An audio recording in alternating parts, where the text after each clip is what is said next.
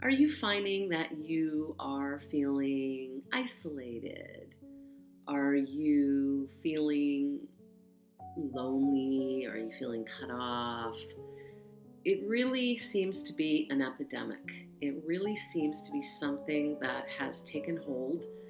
And sure, we've been lonely in the past. Lots of people have struggled with loneliness, but it just seems to be a phenomenon. It seems to be a global phenomenon, or particularly a North American phenomenon. But definitely, we have this idea that we're supposed to be very independent and we're supposed to figure it out, and everything is our responsibility, and we have success or failure all on just our own efforts, and it's always our responsibility. And it's not that we shouldn't have personal responsibility. It's not that being an individual is a bad thing, but it's about balance. But some societies that register as the happiest, where people are the most content, tend to have a lot of support systems built in. They tend to be very strongly community oriented, and people are feeling cared for. And so, how does that contribute to loneliness or not being lonely? It's about connection. It's about, are we connected or are we disconnected? And connection to people, of course, is important, but it's not that we're lonely because we're alone. There's a big difference between being alone and being lonely. We can be lonely with other people. We can be in a relationship, be very lonely, particularly on this channel where I talk about narcissism. There is no lonelier feeling than being in a relationship with a narcissist or being raised by narcissistic parents. But this is more of an existential. This is an existential crisis, existential sense of loneliness.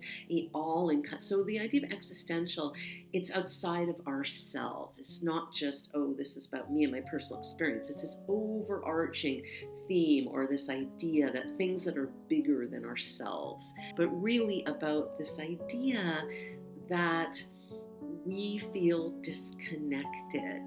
And even social media, I'm not blaming social media is not the cause of every problem. However, it can contribute to the feeling of being isolated, because social media can be great in some ways. It certainly can help us be connected, but can also make us feel lonelier too. And this is where we talk about balance. We need all sorts of connection in our lives. So certainly we need some people in our lives that we feel safe and connected to, and just have to be a lot of people. It's always quality over quantity. So it could be one really good friend that we feel safe or we can talk to. It could be some colleagues or some work coworkers, or just even some family members, whoever is in our sphere, our small world of our own, and our own relationships, that feel safe, that we feel a connection to, that we can truly be ourselves with. But connection is also more than that. Connection, it could be connection to nature, it could be connection to animals or to a beloved pet. There are tools, there are ways that we can try to feel more connected. And I know sometimes people might second guess themselves. There's it's okay to take space. It's okay to not feel like seeing anyone. It's okay to just need some time to be on your own. But sometimes what happens is we'll do that and then we'll think, well, why am I feeling lonely? There's something wrong with me. It was my fault that I turned that invitation down. And it's that constant people pleasing and worrying about other people. And I always say that if people are true, if people are really your friends that matter to you, they're going to stay in your orbit. They're going to be there for you, and they're going to understand their ebbs and flows, and people go through different things. And as long as you're kind and respectful and you're transparent about your needs, you don't have to tell a long story, but it could just be, hey, you know what? I'm going through some stuff, and I feel like I need to just take space right now and look at that. Then that's different than just snubbing people or ghosting people or disappearing. So it's finding those words, it's understanding, it's checking in with ourselves. It's natural. It's natural to feel lonely, and we all have that. And sometimes it can help to just find something to connect to, even if it's just watching a show and that's what you're connecting with, or reading a book and connecting with the characters. We want to just sort of build that connection in some way, and it really, is it going to replace an actual person? No. But it's about finding those little moments. We have to build. We have to start somewhere, and just finding those small moments, finding those little moments that we can build on.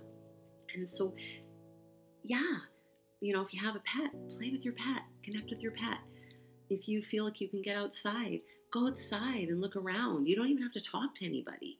Just look at a tree, look at a flower, look at the snow, whatever's going on. Find the connection.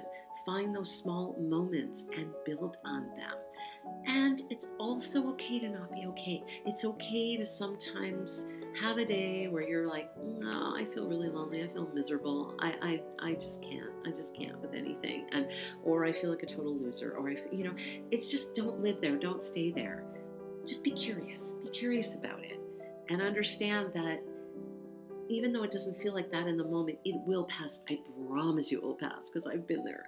And just don't lose that sense of hope. Don't lose that. And in the end, you'll get over it. You'll get over that hump, and you will build more resilience. I promise you. Thanks for watching, and I'll see you in the next one. Bye for now.